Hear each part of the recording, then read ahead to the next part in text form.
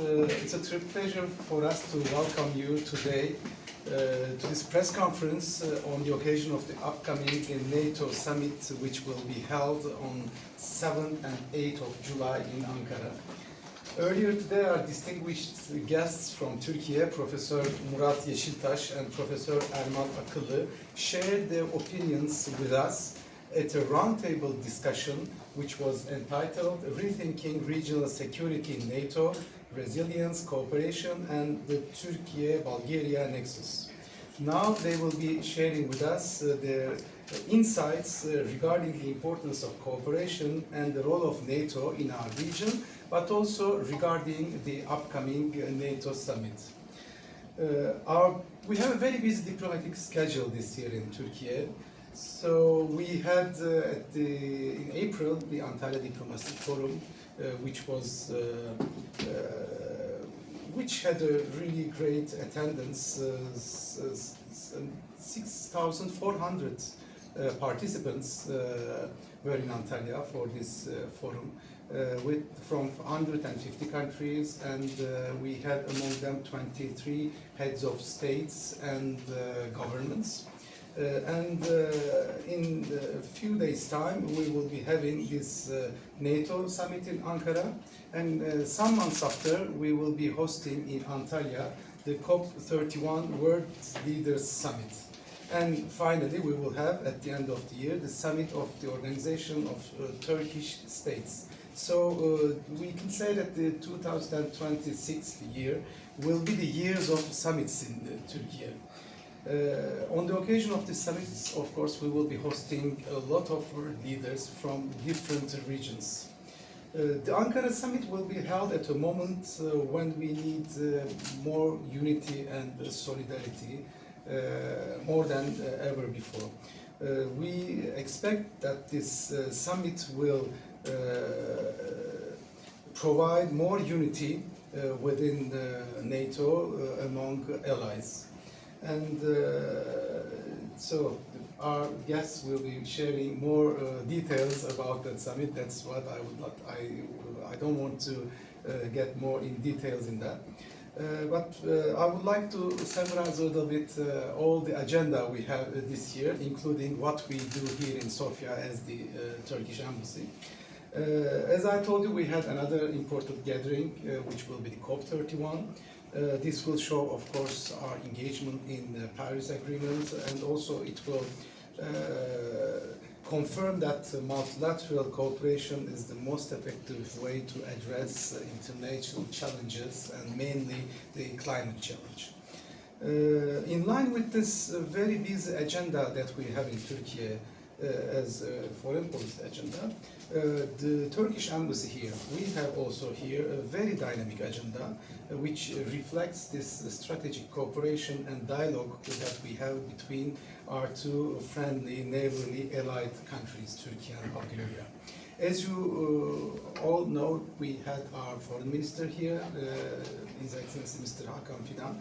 He paid a very successful visit on the 10th and 11th of June. He had very fruitful discussions with His Excellency, Her Excellency Foreign Minister Mrs. Petrova Jamova, but also with His Excellency Prime Minister Radev and Her Excellency Madam Yotova, the President of Bulgaria. So I think that it helped us to draw up a roadmap for the future of our cooperation for the upcoming period. But our cooperation is not limited to the political dialogue at all. I mean, it goes far more beyond this political issues.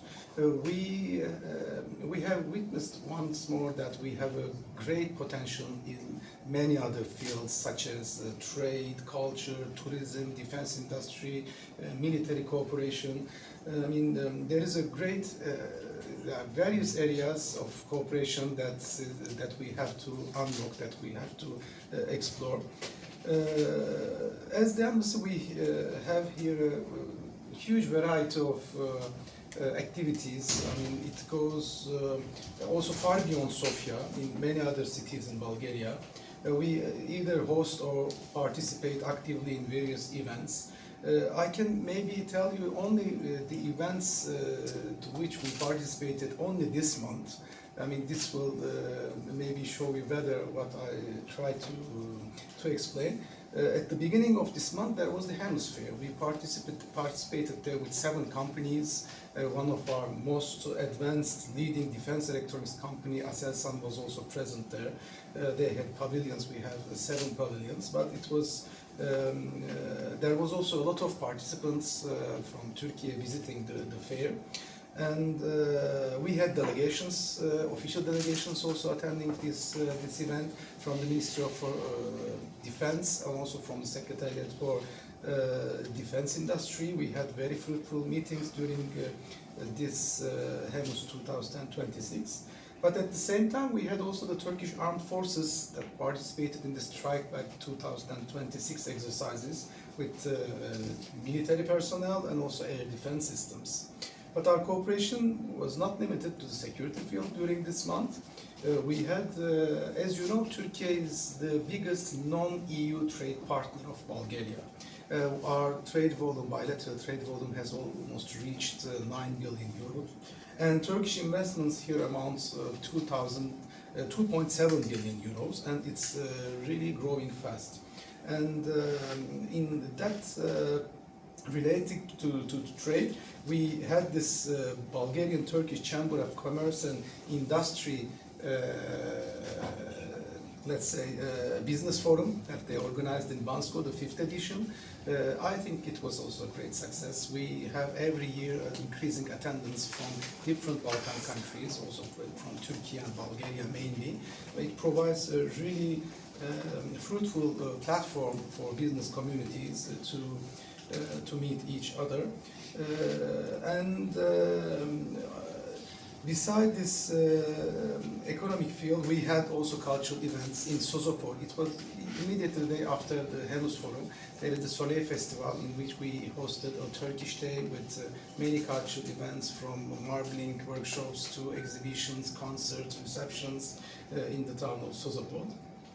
And a few days later, we attended the inauguration of one of our leading investors, Alcomet's new production facilities inauguration ceremony with His Excellency Prime Minister Rumen Radev. This is an additional factory to the already existing one, which will provide 160 new jobs in Shumen. So as you can see, we have really a variety of fields in which we are active, we are cooperating as two neighborly countries. Of course, I mean, today we will be speaking about NATO. I mean, this is related to security, military cooperation. This is also one of the most strategic fields in which we are cooperating, especially related to the Black Sea region, to the Black Sea security. We have, as you know, this Black Sea Mine Countermeasure Task Group, MCM Black Sea, which is a most recent example of our regional cooperation. This is important because, I mean, 3 NATO allies in the region, they cooperate to contribute to the regional security in our region. It shows the solidarity between NATO allies, but also it shows the regional ownership in the region. After the 10th activation period of Black Sea Mine Countermeasure Task Group, Turkey will hand over the command of Bulgaria next month. So, esteemed members of the press, the 2026 NATO Ankara Summit will be a critical gathering, as we all know. We should reflect that NATO remains fit for all threats and challenges we face. Taking this opportunity, I would like to underline that, without forgetting, that strengthening the connectivity also in our region will make a major contribution for military mobility between NATO allies. I mean, this is beyond the economic, of course, advantages that enhancing the infrastructure in the region will provide. Now, I don't want to take more of your time. I need to attend other meetings this afternoon.